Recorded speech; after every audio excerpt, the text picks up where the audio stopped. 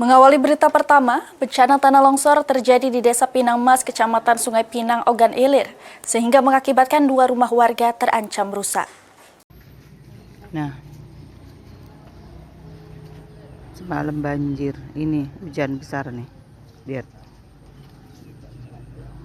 Pondasinya rubuh, nimpah ikanku, selesai ikanku, ndak panen lagi. Kenangan terakhir ikan aku. Kenangan terakhir ikanku. Peliti habis nomor wira. Inilah video amatir saat terjadi longsor di pinggiran sungai belakang rumah warga.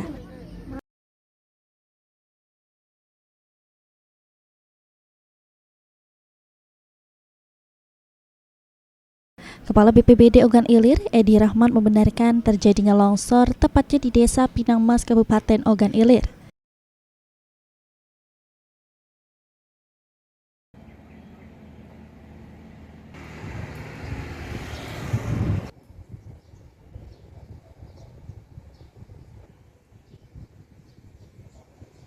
Diketahui longsor disebabkan tingginya curah hujan yang mengguyur wilayah tersebut beberapa hari terakhir.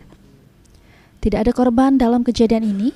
Dari hasil pengecekan, bagian samping rumah warga terlihat telah terbawa material longsor.